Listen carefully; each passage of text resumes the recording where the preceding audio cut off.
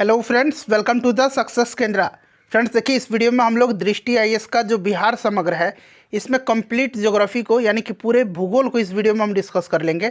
तो चलिए फ्रेंड्स, बिना देरी किए हुए सेशन आज का स्टार्ट करते हैं। फ्रेंड्स प्लीज़ पहले वीडियो को लाइक कर दीजिएगा और जब सेशन समाप्त होगा तो इसको शेयर भी जरूर कर दीजिए। फ्रेंड्स देखिए, बिल्कुल चैप्टर वाइज दिया गया है और कंप्लीट ज्योग्राफी को हम कवर कर लेंगे इस वीडियो में। यहाँ पर देखेंगे पहला प्रश्न कि बिहार के किस जिले में गंगा नदी सबसे लंबी है। देखिए फ्रेंड्स, ये प्रश्न चूंकि प्रीवियस ईयर में पूछे गए हैं तो हो सकता है आपने पहले भी इन सभी प्रश्नों को पढ़ रखा होगा। तो प्लीज़ आप आंसर कमेंट बॉक्स में देकर के बताते चलिएगा, साथ ही साथ आपका अच्छे तरीके से रिवीजन भी हो जाएगा। और जो लोग पहली बार पढ़ेंगे उनके लिए तो यह वीडियो इम्पॉर्टेंट है ही। तो यहाँ पर देखिएगा, पूछा गया है कि बिहार के किस जिले में गंगा नदी सबसे लंबी है। अच्छा, बिहार के टोटल कितने ज़िले जो हैं गंगा नदी के तट पर अवस्थित हैं? तो टोटल 12 ज़िले जो हैं ये गंगा नदी के तट पर अवस्थित हैं। कौन कौन से ज़िले हैं? तो उंगली पर आप 12 ज़िलों को काउंट करेंगे। सारण, बक्सर, भोजपुर, पटना, वैशाली, समस्तीपुर, बेगूसराय, लखीसराय, मुंगेर, खगड़िया, भागलपुर और कटिहार। ठीक है, और यहाँ पूछा गया है कि गंगा नदी सबसे लंबी है। तो गंगा नदी सबसे लंबी जो है फ्रेंड्स, सर्वाधिक लंबाई इसकी पटना में है, यानी कि ऑप्शन नंबर इसका सी हो जाएगा करेक्ट आंसर। दूसरे स्थान पर भागलपुर आता है। चलिए आगे बढ़ेंगे, नेक्स्ट क्वेश्चन कर लेंगे कि निम्नलिखित में से गंगा नदी घाटी का भाग कौन सी उपनदी है। तो देखिए, इसमें से कौन सी जो गंगा नदी घाटी का जो भाग है उपनदी, तो फ्रेंड्स यह उत्तरी कोयल नदी है। कौन सी नदी है? उत्तरी कोयल नदी है। अच्छा, आपने पढ़ा होगा कि जो मंडल बांध है, मंडल बांध, इसका उद्घाटन प्रधानमंत्री नरेंद्र मोदी ने किया और यह किस नदी पर है? तो यह उत्तरी कोयल नदी पर है। क्लियर? उत्तरी कोयल नदी जो है यह सोन नदी की सहायक नदी है, इसको ध्यान रखेंगे। ठीक है, और ये जो मंडल बांध परियोजना है इससे बिहार का औरंगाबाद और गया जिला तथा झारखंड के गढ़वा और पलामू जिले में सिंचाई की सुविधा उपलब्ध होगी। चलिए, राइट आंसर इसका ऑप्शन नंबर बी हो जाएगा। उसके बाद चलिए नेक्स्ट क्वेश्चन है कि निम्नलिखित में से कौन सा जिला धारवाड़ भू स्तरीय रचना वाला नहीं है। ये प्रश्न ऑलरेडी मैंने भी आपको कराया हुआ है। ठीक है, तो देखिए इसका राइट आंसर हो जाएगा रोहतास। अब सुन लीजिए, भारत में भू स्तरीय रचना वाले जिले दक्षिण पूर्व बिहार में आते हैं, जबकि रोहतास जो है ये दक्षिण पश्चिम बिहार का भाग है और इस क्षेत्र में विंध्यन प्रकार की चट्टानें पाई जाती हैं। किस प्रकार की? विंध्यन प्रकार की चट्टानें पाई जाती है। कहाँ पर? तो फ्रेंड्स दक्षिण पश्चिम बिहार के भाग में, जहाँ की रोहतास आता है। बिहार में विंध्यन क्रम की चट्टानें कैमूर और सोन नदी घाटी यानी कि रोहतास में पाई जाती हैं। तो ये रोहतास में जो है धारवाड़ भूस्तरीय रचना वाला नहीं है। चलिए आगे बढ़ेंगे कि बिहार के निम्न जिलों में से कौन सा जिला भूतात्विक दृष्टि से अपेक्षाकृत पुराना है। इसमें से पुराना पूछा गया है। तो देखिए इसका राइट आंसर हो जाएगा आपका ऑप्शन नंबर सी खड़गपुर पहाड़ी। खड़गपुर पहाड़ी धारवाड़ क्रम की है। अभी मैंने बताया था आपको कि भू स्तरीय रचना वाला कौन सा नहीं है, तो वो आपका हो जाता कौन सा फ्रेंड्स? ये आपका रोहतास होता। और यहाँ पर आप ध्यान रखेंगी कि ये जो खड़गपुर पहाड़ी है ये धारवाड़ क्रम की है, जबकि रोहतास का पठार मैंने बताया आपको कि विंध्यन क्रम का है। ठीक है, यहाँ पर देखिए रोहतास का पठार। उसके बाद देखिए उत्तर पश्चिम पहाड़ियाँ जो है ये शिवालिक हिमालय की भाग हैं जो तृतीय क्रम की है। उसके बाद जो ऑप्शन डी है फ्रेंड्स वो दिया गया है, आगे मिलेगा आपको, वो दिया गया है उत्तर गंगा मैदान, और उत्तर गंगा मैदान जो है नवीनतम है।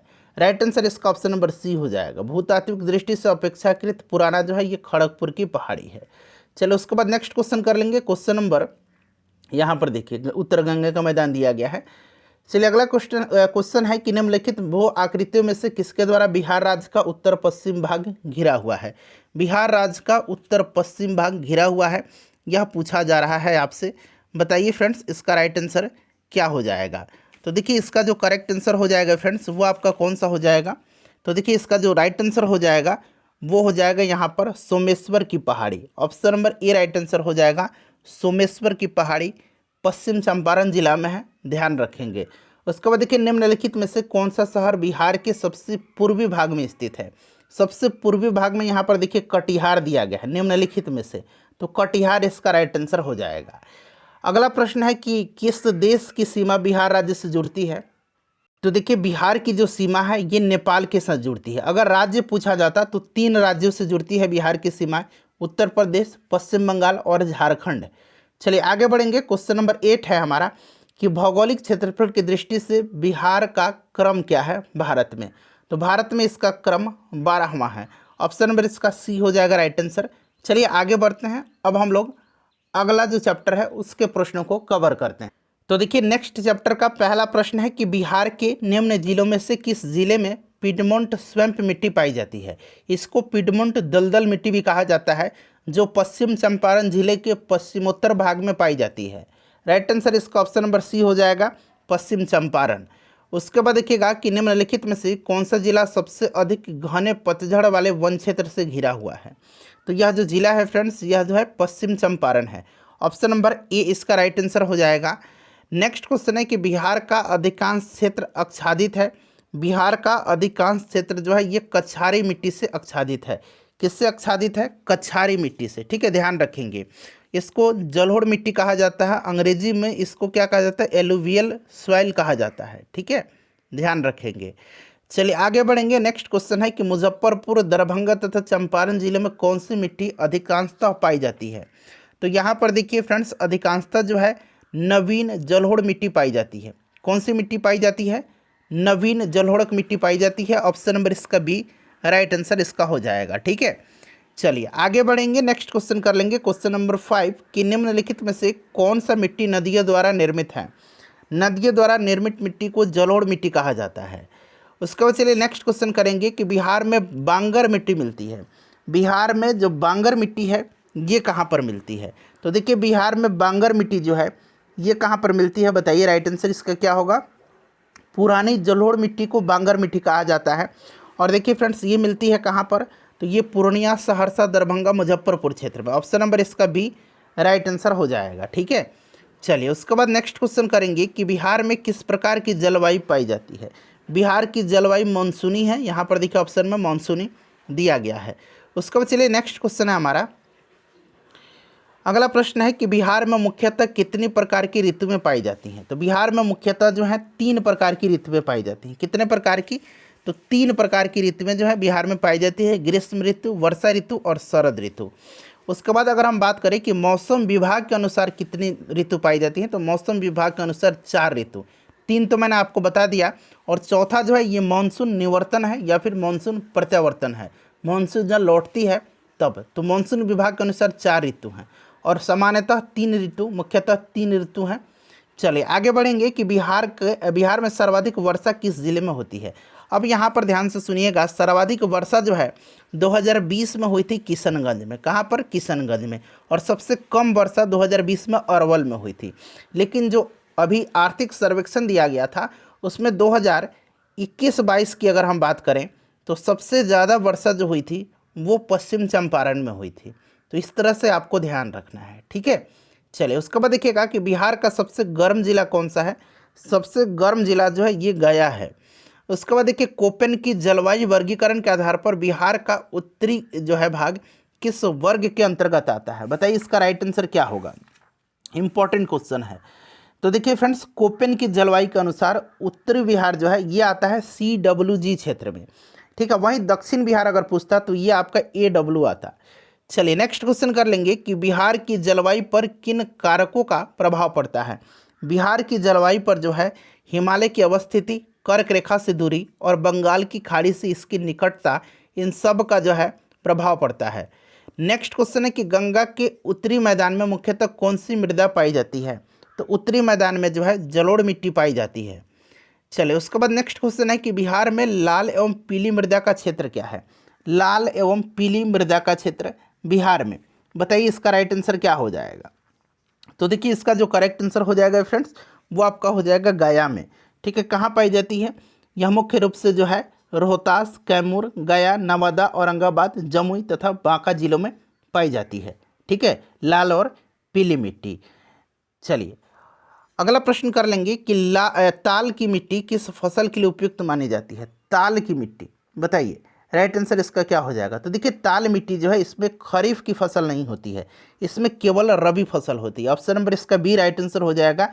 यह बाढ़ में जल जमाव से एकत्रित चोर मिट्टी है, जिसको कि हम चौर कहते हैं, चौर मिट्टी है यह, ठीक है। और यह बक्सर, पटना, मुंगेर, भागलपुर जिलों में पाई जाती है। नेक्स्ट क्वेश्चन है कि खादर, जिसको कि नवीन जलोढ़ मिट्टी कहा जाता है, और फ्रेंड्स बांगर को पुरानी जलोढ़ मिट्टी कहा जाता है। तो खादर और बांगर आप दोनों को ध्यान रखेंगे। इसका सर्वाधिक विस्तार कहाँ पर है? तो देखिए फ्रेंड्स, जो खादर मिट्टी है यानी कि नवीन जलोढ़ मिट्टी है, यह कोसी क्षेत्र में पूर्णिया और सहरसा तथा दरभंगा और मुजफ्फरपुर के बाद चंपारण के उत्तर पश्चिम भाग तक जो है यह पाई जाती है। तो यहाँ पर देखिएगा सहरसा पूर्णिया दिया गया है, ऑप्शन नंबर डी इसका राइट आंसर हो जाएगा। उसके बाद चलिएगा नेक्स्ट क्वेश्चन कर लेंगे कि बिहार में मानसून का आगमन कब होता है? तो फ्रेंड्स यह मध्य जून में होता है बिहार में मानसून का आगमन। चलिए अब अगले चैप्टर के प्रश्नों को कवर करते हैं। देखिए नेक्स्ट चैप्टर का पहला प्रश्न है कि बिहार के निम्न प्रशासनिक विभागीय जोड़ों में से किस जोड़े से गंगा नदी नहीं बहती है? अब इस प्रश्न को फ्रेंड्स ध्यान से पढ़ेंगे। अभी थोड़ी देर पहले मैंने आपको बताया था कि बिहार राज्य के 12 जिले जो हैं ये गंगा नदी के तट पर अवस्थित हैं। ये 12 जिले बक्सर, सारण, भोजपुर, पटना, वैशाली, समस्तीपुर, बेगूसराय, लखीसराय, मुंगेर, खगड़िया, उसके बाद भागलपुर और कटिहार है। यहाँ पर देखेंगे फ्रेंड्स, मुंगेर, भागलपुर, सारण ये तिरहुत में आते हैं, बिल्कुल जो है ये गंगा नदी के इनसे होकर के बहती है। दरभंगा भी मैंने आपको बताया था। यहाँ पर देखिएगा कोसी और मगध दिया गया है, ठीक है। अब देखिए कोसी प्रमंडल में सहरसा, सुपौल और मधेपुरा आता है। सहरसा, सुपौल और मधेपुरा, इससे गंगा नदी नहीं बहती है। अब मगध प्रमंडल में जो है गया, जहानाबाद, अरवल, नवादा और औरंगाबाद आता है, यहाँ से भी गंगा नदी नहीं बहती है। तो ये वाला राइट आंसर इसका हो जाएगा, ठीक है। चलिए उसके बाद आगे बढ़ेंगे। नेक्स्ट क्वेश्चन है कि जनजाति और जिले के निम्न जोड़ों में से कौन सा सही नहीं है? इसमें पूछा गया है कि कौन सा सही नहीं है, यह आपको बताना है। तो फ्रेंड्स यहाँ पर आप ध्यान देंगे तो यहाँ पर देखिएगा इसका ऑप्शन नंबर यहाँ पर बी जो होगा राइट आंसर हो जाएगा, ठीक है। ऑप्शन नंबर इसका बी जो होगा करेक्ट आंसर हो जाएगा। चलिए उसके बाद नेक्स्ट क्वेश्चन कर लेंगे। अगला प्रश्न है कि बिहार में प्रवाहित होने वाले निम्न नदियों में से उत्तर की ओर प्रवाहित होने वाली नदी कौन सी है? अब यहाँ पर देखिए उत्तर की ओर प्रवाहित होने वाली, इनकी दक्षिण से उत्तर आनी चाहिए। ऑप्शन में जो दिया गया है ये उत्तर से दक्षिण की ओर प्रवाहित होने वाली नदियाँ हैं, इसलिए ऑप्शन नंबर ई हो जाएगा, उपरोक्त में से कोई नहीं। उसके बाद देखिए निम्नलिखित में से कौन सी नदी फतुहा के पास गंगा में मिलती है? तो फतुहा के पास गंगा में जो है यह मिलती है पुनपुन नदी। ऑप्शन नंबर बी इसका राइट आंसर हो जाएगा। पुनपुन नदी छोटा नागपुर पठार, पलामू, झारखंड से निकल करके बिहार के औरंगाबाद जिले में प्रवेश करती है और पटना जिले के फतुहा के पास यह गंगा नदी में मिल जाती है। उसके बाद देखिए त्रिवेणी नहर किस नदी पर निर्मित है? त्रिवेणी नहर जो है फ्रेंड्स यह निर्मित है गंडक नदी पर। कब इसको निर्मित किया गया था? तो 1904 में, इसको भी आप ध्यान रखेंगे। उसके बाद देखिएगा कि निम्नलिखित नहर प्रणालियों में से किससे बिहार के क्षेत्र में सिंचाई होती है? तो मैंने अभी आपको बताया त्रिवेणी नहर, ठीक है। ऑप्शन नंबर बी इसका राइट आंसर हो जाएगा। नेक्स्ट क्वेश्चन है कि निम्नलिखित झीलों में से कौन सी झील बिहार में स्थित है? तो बिहार में जो है फ्रेंड्स इसमें देखिए अनुपम झील है। अनुपम झील जो है फ्रेंड्स ये कहाँ पर है? यह कैमूर वन्यजीव अभयारण्य की सीमा में स्थित है, यानी कि यह कैमूर में स्थित है।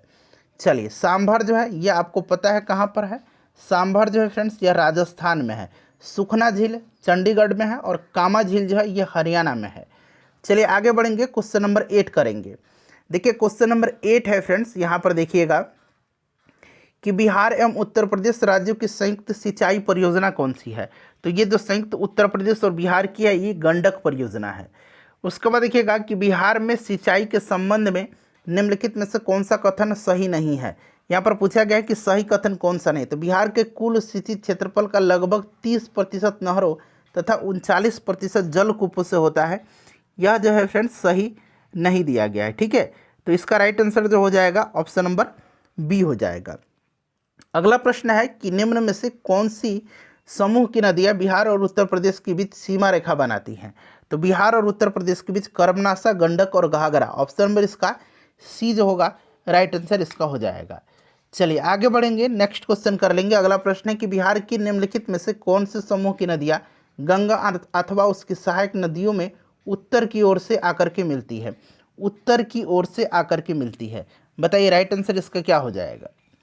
तो देखिए उत्तर की ओर से आकर के मिलती है, तो इसका जो करेक्ट आंसर होगा फ्रेंड्स ये आपका कौन सा हो जाएगा?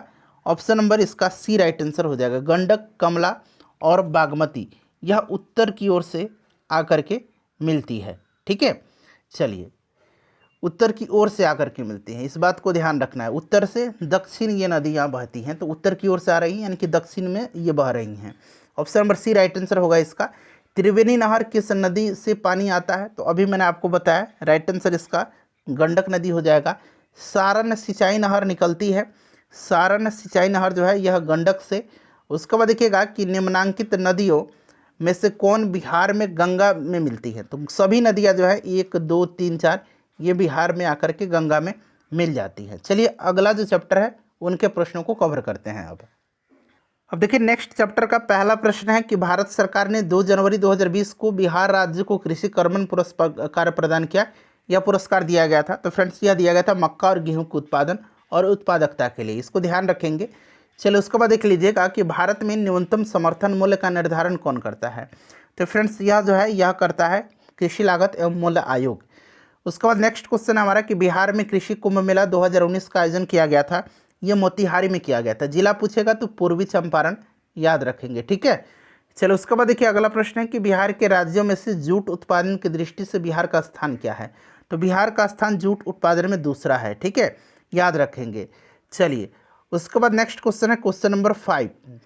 यहाँ पर देखिएगा क्वेश्चन नंबर 5 है कि 2017-18 में बिहार राज्य में कृषि कार्यरत, ये 2017-18 पूछा गया, तो थोड़ा सा ये पुराना क्वेश्चन है। इसका राइट आंसर हो जाएगा ऑप्शन नंबर ई। उसके बाद चलिएगा कि बिहार में कृषि भूमि और की जोतों का औसतन आकार दूसरे राज्यों की तुलना में कितना है? तो फ्रेंड्स दूसरे राज्यों की तुलना में जो है यह कितना है? तो न्यूनतम से द्वितीय है। उसके बाद चलिए कि बिहार का सर्वाधिक जूट उत्पादक जिला, इसका आंसर आप कमेंट करके बताइए, मुझे अभी तुरंत इसका आंसर आप कमेंट करके बताइए। उसके बाद देखिएगा अगला प्रश्न है कि बिहार के निम्नलिखित में से रेशम यानी कि रेशम सिल्क वस्त्र उत्पादक केंद्र, तो यह आपको पता है कि यह कौन सा है? भागलपुर है। ठीक है, भागलपुर को सिल्क सिटी कहा जाता है बिहार का।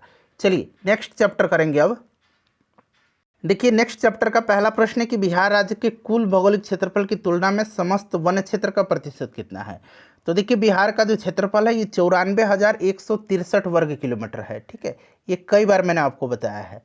उसके बाद देखिए यहाँ पूछा गया है कि समस्त जो क्षेत्रफल है उसका कुल क्षेत्रफल का समस्त वन क्षेत्र का प्रतिशत। तो फ्रेंड्स इस बार की जो नई आंकड़ा है यानी कि 2000 आप कह सकते हैं कि 21 का जो वन रिपोर्ट है बिहार का, उसका अनुसार जो है ये कितना है? 7.84% है। ठीक है, इसको ध्यान रखेंगे। और बिहार का कुल वनावरण जो है ये आपका 7380.79 वर्ग किलोमीटर है, और 2019 की तुलना में 75 किलोमीटर स्क्वायर की यानी कि वर्ग किलोमीटर की वृद्धि हुई है, जो कि अगर परसेंटेज में पूछा जाएगा तो 1.03% की वृद्धि हुई है इस बार। तो ये सब याद रखेंगे, 7.84% जो कि ऑप्शन में नहीं दिया गया है। ठीक है, चलिए उसके बाद नेक्स्ट क्वेश्चन कर लेंगे। दूसरा प्रश्न, 1 मिनट, हाँ यहाँ पर है दूसरा प्रश्न। देखिए दूसरा प्रश्न है कि बिहार में निम्न में से किस जिले में बिहार का एकमात्र राष्ट्रीय उद्यान स्थित है? तो फ्रेंड्स यह वाल्मीकि राष्ट्रीय उद्यान है जो कि पश्चिम चंपारण में है। उसके बाद एकमात्र टाइगर रिजर्व भी यहीं पर है। चलिए नेक्स्ट क्वेश्चन है कि निम्नलिखित में से कौन सा वन्यजीव अभयारण्य बिहार के मुंगेर जिला में स्थित है? तो मुंगेर में भीम बांध वन्यजीव अभयारण्य है। चलिए नेक्स्ट क्वेश्चन है कि भारत में किस राज्य का सर्वाधिक क्षेत्र घने पतझड़ वाले जंगल से घिरा हुआ है? तो यह जो राज्य है फ्रेंड्स यह मध्य प्रदेश है।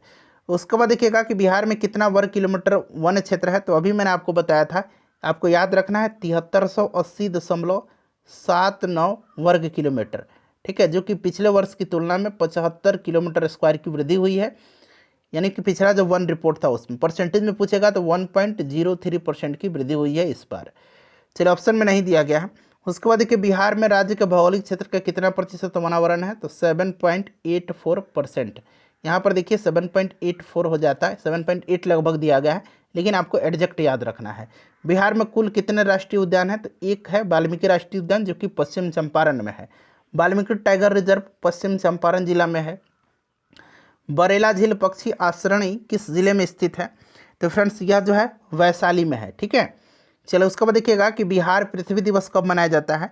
तो देखिए बिहार पृथ्वी दिवस जो है यह मनाया जाता है 9 अगस्त के दिन, इसको ध्यान रखेंगे, बिहार पृथ्वी दिवस। ठीक है, चलिए उसके बाद नेक्स्ट क्वेश्चन है कि राष्ट्रीय वन नीति के अनुसार बिहार के पास कुल क्षेत्रफल के कम से कम कितने प्रतिशत हिस्से पर वन होना चाहिए? तो ये आपको पता है कि कम से कम जो है यह आपका होना चाहिए राष्ट्रीय वन नीति के अनुसार 22% कम से कम। ठीक है, चलिए उसके बाद देख लीजिएगा कि बिहार में मुख्यमंत्री शहरी वानिकी योजना प्रारंभ की गई थी, तो यह 2013-14 में की गई थी। उसके बाद चलिए अगला क्वेश्चन है 13 नंबर कि हरियाली मिशन का उद्देश्य राज्य में कितने प्रतिशत तक वृक्षारोपण जो है उसके क्षेत्र को बढ़ाना था? तो कितना प्रतिशत तक बढ़ाना था फ्रेंड्स? तो राइट आंसर इसका क्या हो जाएगा? ऑप्शन नंबर यहाँ पर देखिए 15%। ग्रीन इंडिया मिशन के अंतर्गत जो है, ग्रीन इंडिया मिशन के अंतर्गत बिहार के चयनित क्षेत्रों में शामिल है, तो इसमें कौन सा शामिल है? तो फ्रेंड्स इसमें से जो है उपरोक्त सभी हो जाएगा। ठीक है, चलिए उसके बाद देखिएगा कि बिहार सरकार ने सोसाइटी रजिस्ट्रेशन एक्ट के अंतर्गत कितने वन वानिकी विकास अभिकरणों का गठन किया है? तो यह किया है कितना? तो यह किया है 10। कांवर झील पक्षी अभयारण्य बिहार के लिए प्रसिद्ध है, तो फ्रेंड्स यह जो है बेगूसराय में है और यह प्रसिद्ध जो है ये साइबेरियन क्रेन के लिए। चलिए उसके बाद नेक्स्ट क्वेश्चन है गौतम बुद्ध पक्षी अभयारण्य किस जिले में है? तो गौतम बुद्ध जो है फ्रेंड्स यह गया में है। पटना में स्थित संजय गांधी जैविक उद्यान की स्थापना 1969 में हुई थी। ठीक है, ध्यान रखेंगे, कल ही मैंने इसके बारे में आपको डिटेल में बताया था, तो बिहार स्पेशल ऑलरेडी हम लोग कवर कर रहे हैं, उसको आप लोग देखिएगा। उसके बाद देखिए बिहार के एकमात्र राष्ट्रीय उद्यान, तो अभी मैंने बताया कि यह वाल्मीकि राष्ट्रीय उद्यान है जो कि पश्चिम चंपारण में है। चलिए अब आगे बढ़ेंगे, नेक्स्ट चैप्टर कवर करेंगे। चलिए नेक्स्ट चैप्टर का पहला प्रश्न है कि निम्नलिखित में से भारत का कौन सा औद्योगिक आर्थिक गलियारा जापान के सहयोग से विकसित किया जा रहा है? ये है आपका दिल्ली मुंबई। उसके बाद देखिएगा कि छठी पंचवर्षीय योजना के दौरान निम्नलिखित में से कौन सा कार्यक्रम शुरू किया गया था? तो राइट आंसर इसका हो जाएगा एकीकृत ग्रामीण विकास। ठीक है, याद रखेंगे। चलिए उसके बाद नेक्स्ट क्वेश्चन है क्वेश्चन नंबर 3, देख लीजिएगा कि मधेपुरा लोकोमोटिव फैक्ट्री में निर्मित भारत की सबसे शक्तिशाली विद्युत रेल इंजन का सामर्थ्य कितना है? तो ये आपका 1200 हॉर्स पावर है, 12,000 अश्वशक्ति। ठीक है, हॉर्स पावर। चलिए उसके बाद देख लीजिएगा नेक्स्ट क्वेश्चन है क्वेश्चन नंबर यहाँ पर देखिए 4 है कि 16 मार्च 2018 को उप मुख्यमंत्री सुशील कुमार मोदी ने बिहार के किस नगर में राज्य के प्रथम स्टार्टअप हब का उद्घाटन किया था? तो फ्रेंड्स ये किया था पटना से। ठीक है, याद रखेंगे क्योंकि पहला है इसीलिए पूछा जा सकता है। उसके बाद देखिए बिहार के निम्नलिखित में से कौन सा रेशम यानी कि सिल्क वस्त्र उत्पादक केंद्र है? तो मैंने बताया आपको कि यह भागलपुर है, सिल्क सिटी के नाम से जाना जाता है। निम्नलिखित में से Bharat wagon engineering company limited कहाँ है? तो फ्रेंड्स यह जो है मोकामा में है। कहाँ पर है?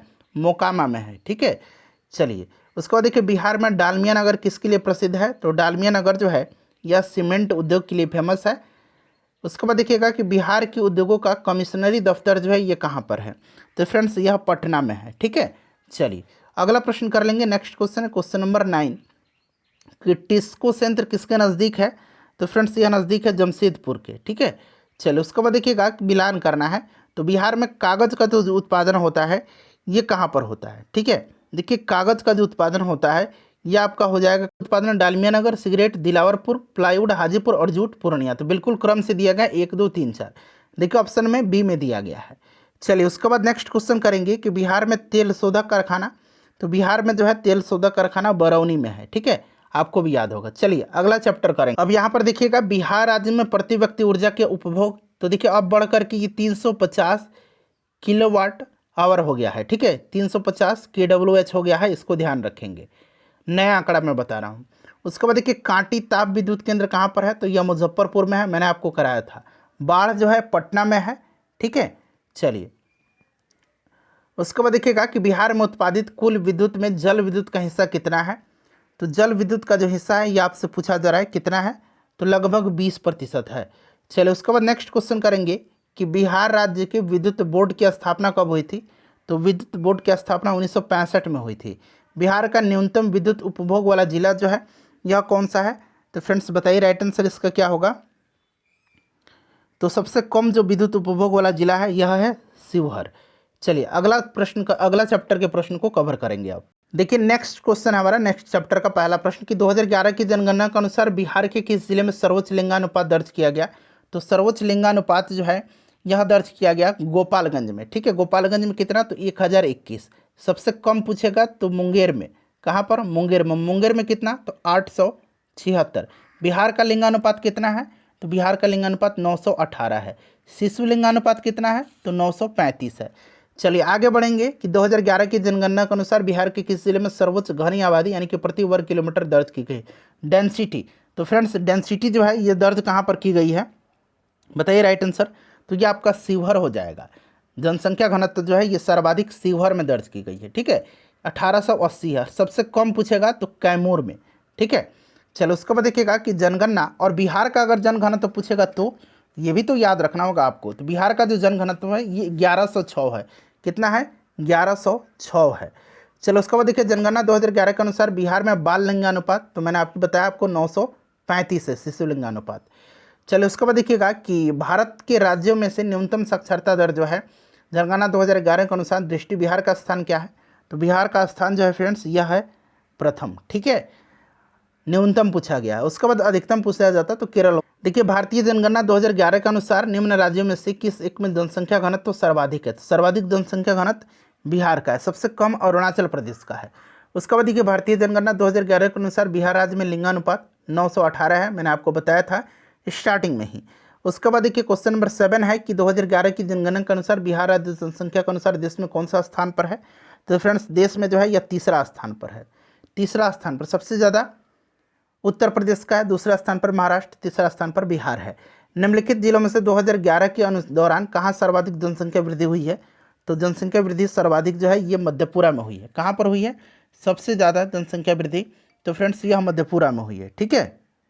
चलिए तो मैंने पूरा कंप्लीट करा दिया यह बुक। वीडियो को प्लीज़ लाइक कर दीजिएगा और फ्रेंड्स इसको शेयर कर